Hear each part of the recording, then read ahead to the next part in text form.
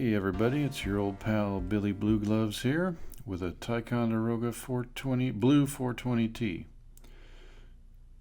I love this pencil. I use them until there's almost nothing left.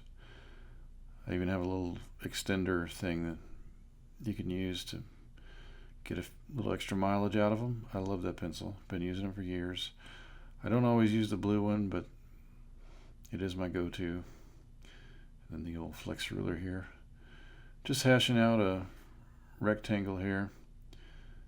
I have no idea what I'm going to draw, so it's a little scary to think about that, but we're going to go for it. The technique that we're going to be talking about is circles. So this is the letter C right here, and here's the reverse image C to complete that circle with a C shape, and I'm just going to draw some circles. The idea is that before you start trying to draw something that you could say, oh, it's a landscape or a painting of a person or whatever it is, we're not even going to worry about making something recognizable until we have some techniques. So we're just going to do some circles here, and they can be any size, different sizes. It can be whatever you want it to be. I'm doing one now that's going to overlap the other one, or to make it look like one's behind the other one. Just see how I just don't complete part of it where the other circle is. You just don't draw. You can draw through them, and then when you ink later, ink over it, you can just take the parts that you want. Sometimes I do that. Most of the time it's just drawing these circles, moving around. We're trying to get a variety of sizes and placing, so we want them to be all over. Move over here, put one between those two, bounce over here. Oh, I haven't gone here yet. We're just placing them wherever we feel like it. And there are no rules. That's the main thing that frees you when you're doing just a technique. The pressure isn't there to try to make something look like something. I think a lot of people start trying to draw, and then they give up when they can't do something perfect the first time. And that is the kind of phenomenon that I'm trying to say, don't fall into that trap. Drawing is like learning to write.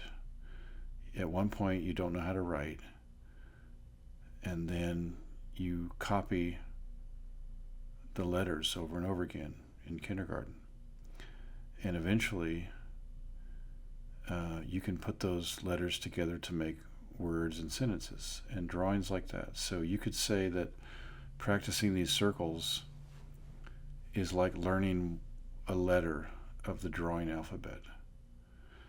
And the idea is that when you do this a whole bunch, that when it comes time to actually render something using the technique of circles, which will be almost every time you draw you're going to use circles, but this one where I've got a whole bunch of them in a cluster, that when it comes time to render that it's second nature. So as I'm drawing here, I'm not really thinking, and that's the main thing, is that you want the mind to drift. And hopefully this is relaxing. I mean, I could do this all day, maybe not all day, but to me this is not work. It's discovery. It's trying to discover something. The great Gorilla Gok told me one time that it was work. It was like work. And he's right. It is work. So as you work, as you toil, enjoy your work and bounce around, move around. They don't have to be perfect. We're definitely not trying to draw perfect circles. Nobody draws a perfect circle. In fact, if you did draw perfect circles, you would have something, you'd you could use a template, and then you would have a perfect circle. This is my kind of circle right here.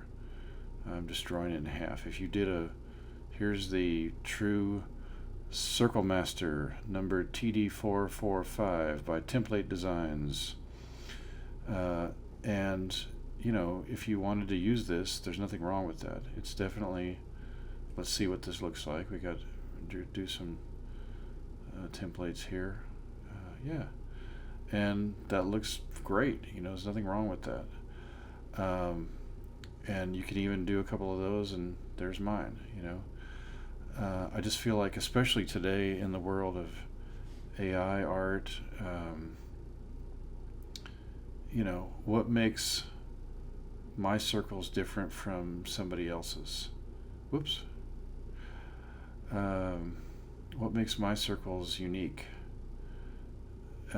Maybe we can't even put that into words, but you know it when you see it. That's the thing about style. You can't always say,